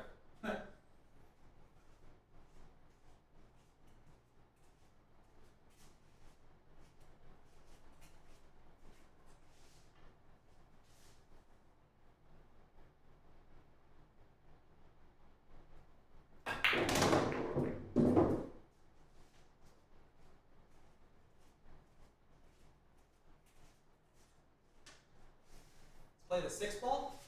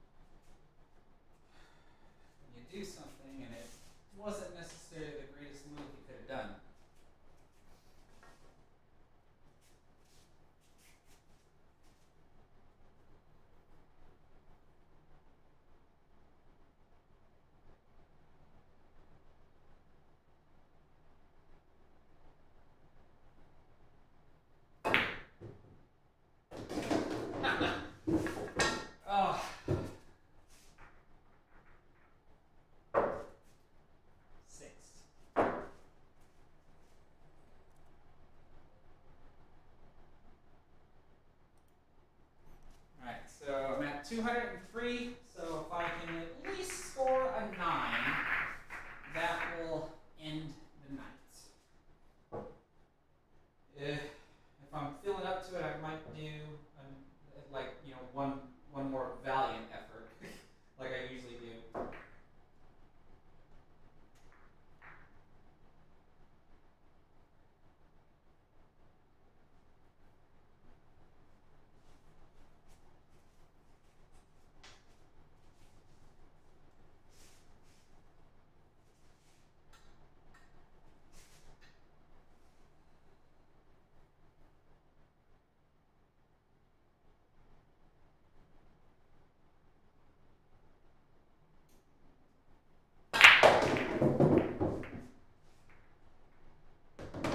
That's another result if you do the bottom outside. So if you do catch the bottom side of a ball that's in the rack, that's basically what will happen. Cue ball will just draw all the way back. I believe that's referred to as the Thorsten Holman break.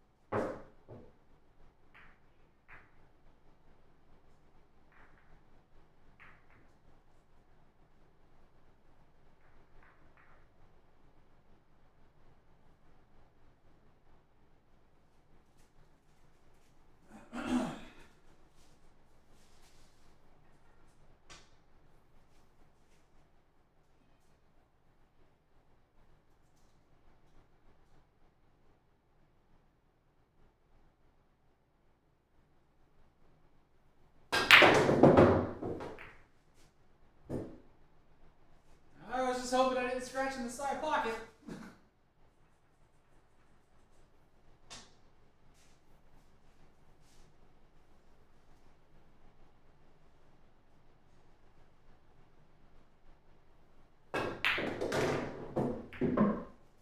Are you serious? Oi!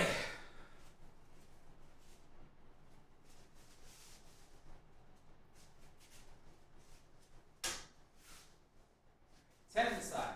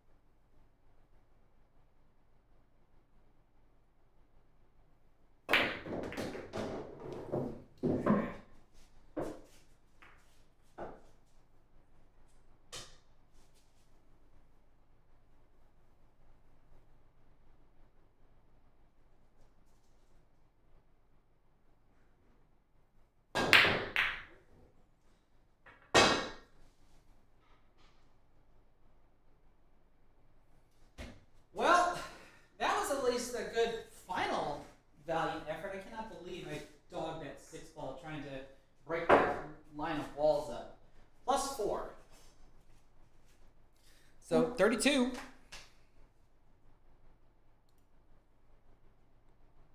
All right, that puts me at a total of 235.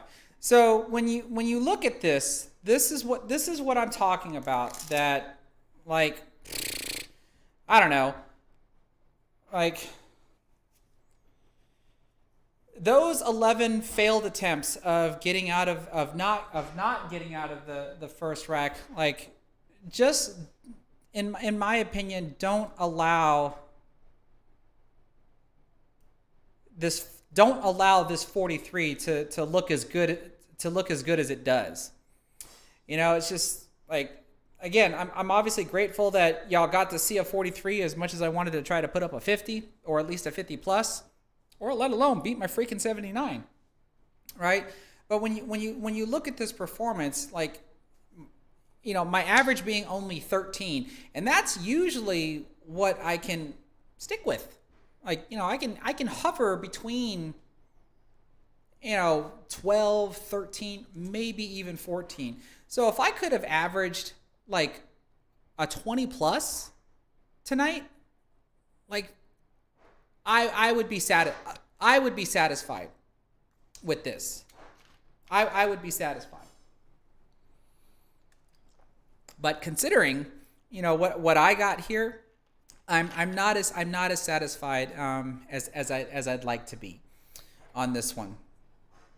You know, but at least having that 28 and that 32, that kind of helps out. But, like, you know, I would have to say maybe if there were, take away the last 3 failed attempts in rack 1. The 6, 6, and the 4. Take those away and transfer them anywhere between rack 2, 3, and 4, and, like, I think that would have been good for me. Personally, I don't know. maybe everybody has a different opinion, you know. But oh man, I would have to say that this is probably one of the hardest things that I've set myself up for as far as a goal to try to achieve. You know, the last time I did a bunch of live streams like this is when I was playing Bang Time Pool's 9-ball format, where every 9-ball rack was worth either 9 points if you took ball in hand after the break, or 11 points if you didn't take ball in hand after the break. And, you know, when I mathematically calculated after 9 racks, the best you can have is an 81 through a 99. So I basically did a show where I was trying to land my total score between 81 through 99. And I did that for a good couple of months. I was only streaming it like once a week and stuff. And I eventually got it. I landed right. I think I landed right on 81.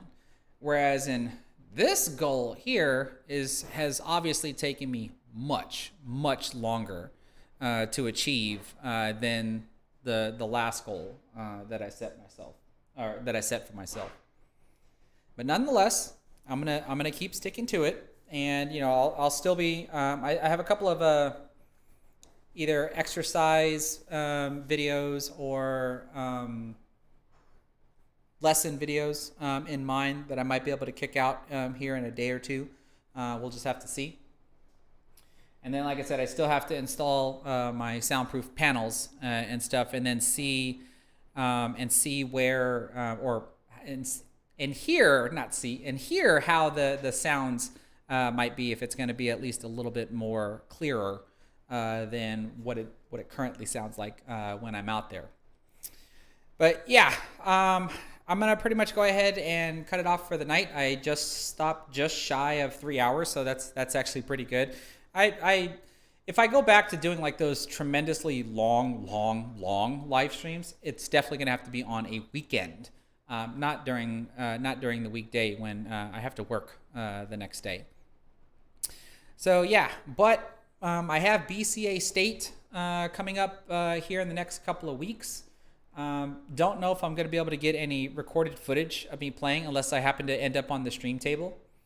Definitely have pictures and whatnot. And yeah, the last time I competed in that, I played in 10-ball, and I actually have 2 of my matches that I played on my YouTube channel both matches where I lost. But I ended up getting third place in the 10 ball event. That actually shot my Fargo rating up all the way up to 640, and then has been slowly declining ever since. Now that I'm down to a 631. So we're just gonna have to wait and see. And so this year I'm playing in 10 ball singles, 8 ball singles, Scotch doubles, and teams. So we're just gonna have to wait and see how this is going to work. Why is everybody telling me to read the comments? What's everybody talking about?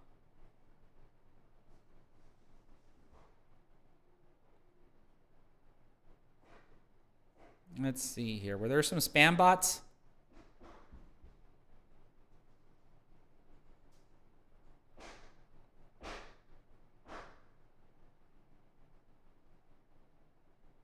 Lamberto Benavidez, you're asking me if I'm a pro player?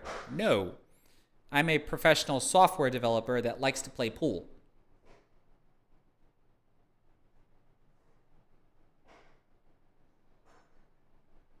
Oh, I see. Are people asking about my equipment when, if you just look right down here, it tells you all the equipment that I use for, or that I at least use for my YouTube videos? I see that. What else do we got here?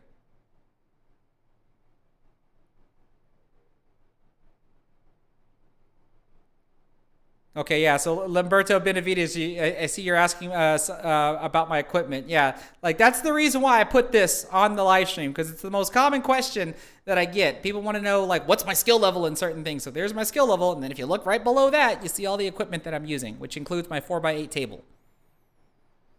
I don't see anything else. There's all that.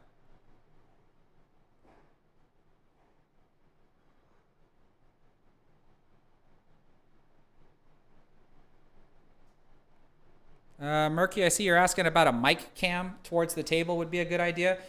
The webcam itself has a microphone in it. Like my laptop has, like, I've got microphones galore in here, and I've tested every single one of them out.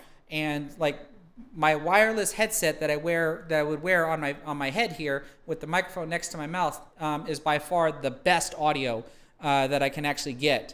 But again, I can only use that for 5 hours.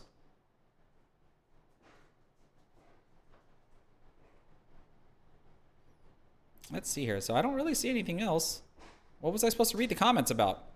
Unless it was about that.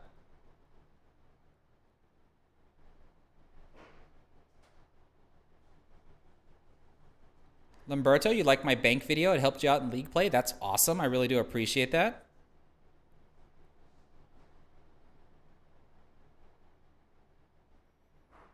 So I see some comments about maybe some windy sounds. That's going to be my mini split if any of the microphones are actually picking it up. That's kind of what I was talking about at the very, very beginning of the stream, and some viewers said that they couldn't hear it, so I guess eventually it might come through. When I go back and watch this, I'll watch this with headphones on and see if I can actually hear the mini split. I wanted to make sure that I stay cool out here instead of it getting hot.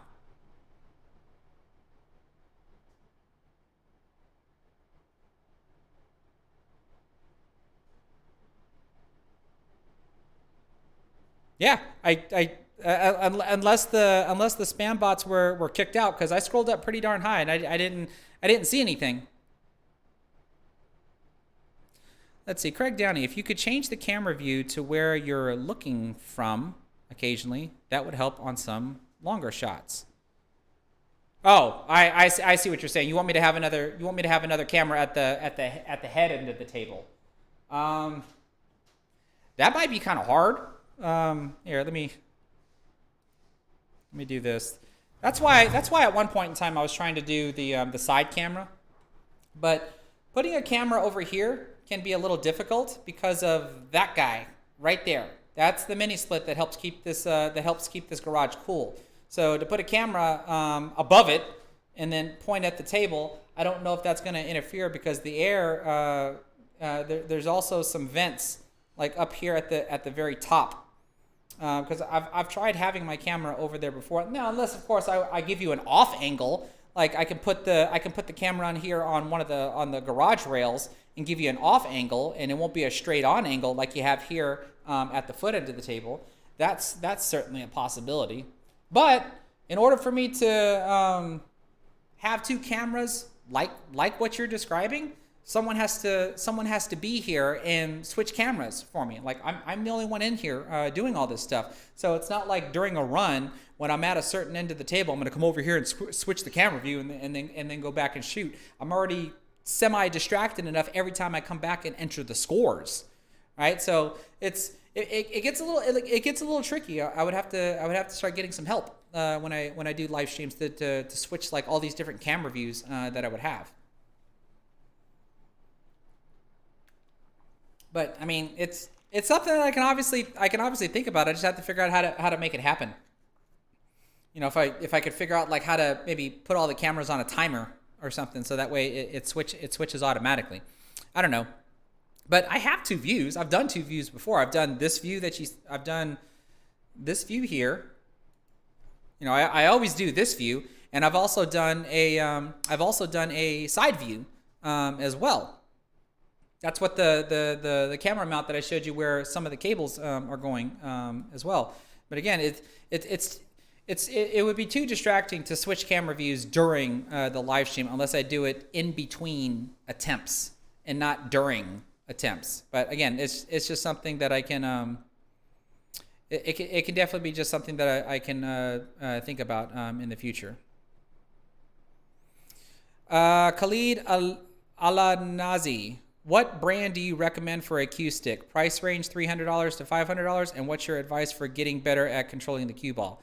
As far as what brand to recommend, the one you can afford, right? If you look at any of my product review videos that I've done, especially the one that's in the pinned comment, because that cue that's in that video, that's a cue that I'm giving away.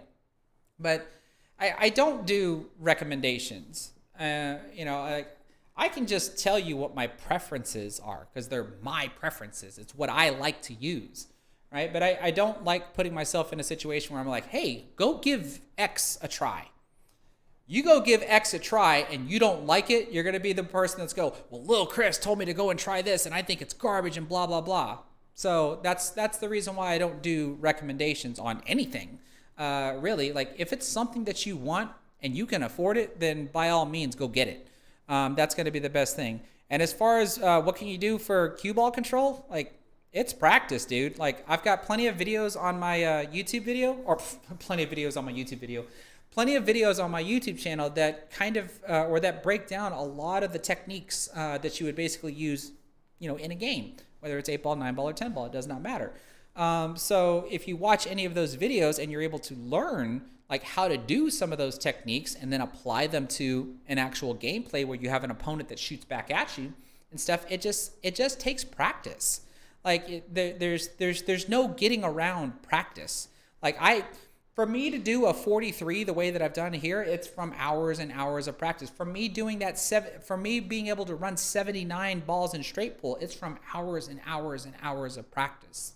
You know, it's just there's just no way that you're going to be able to get around it. The shortcut of it is going to be is either to read a book, watch some videos, maybe hire a coach, or someone that can actually actively watch you and see the things that you might be making mistakes on, and be able to point them out and point out how you could possibly fix them.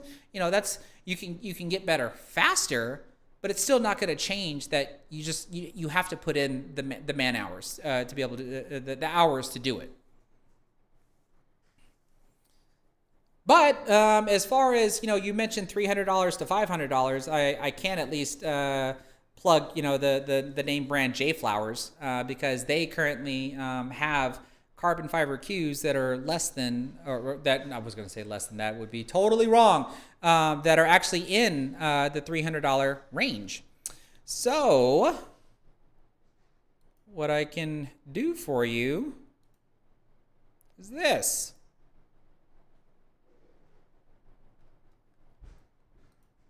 I will drop this in the chat.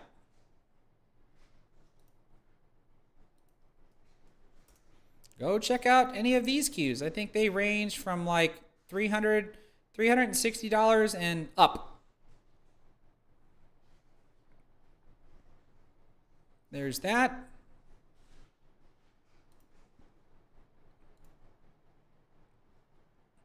And then there's these.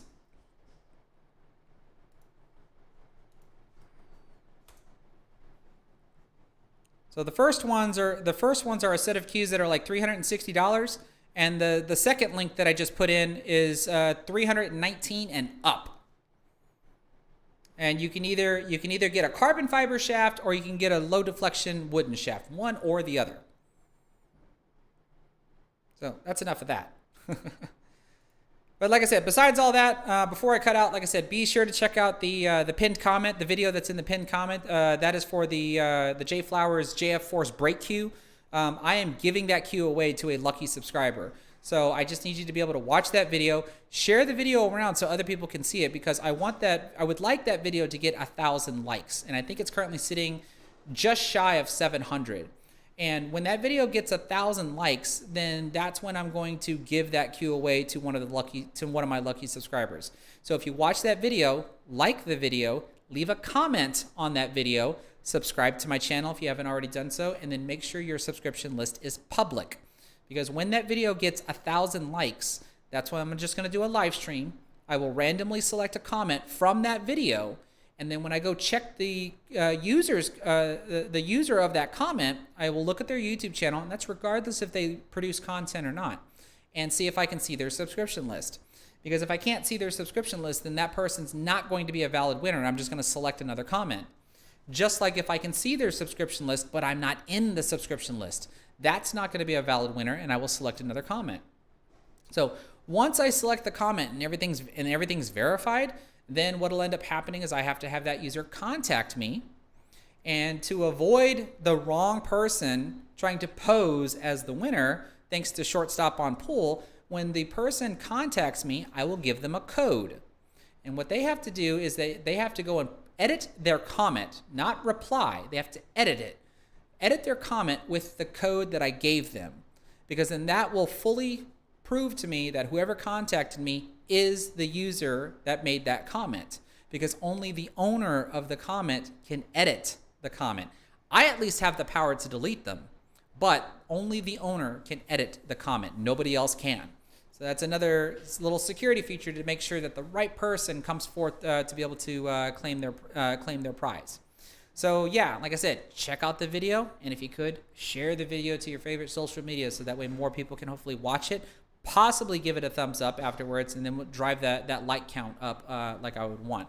Because after an extended period of time, which I think the video is almost a month old now, if it doesn't reach 1,000 likes, I'm still eventually going to give it away. But I would still like the like counter to continue to climb from there. So yeah, I think with all that being said, I see that there are at least 40 of y'all left here with me, so I want to thank everybody that stayed all the way to the end, or at least depending upon when you jumped in and stayed here till the end. I really do appreciate it. Everybody that obviously popped in and out to be able to watch, I saw I peaked up around like over 100 viewers again. That's always fantastic, and thank you so much for stopping by. And yeah, I think until next time, we'll see you later.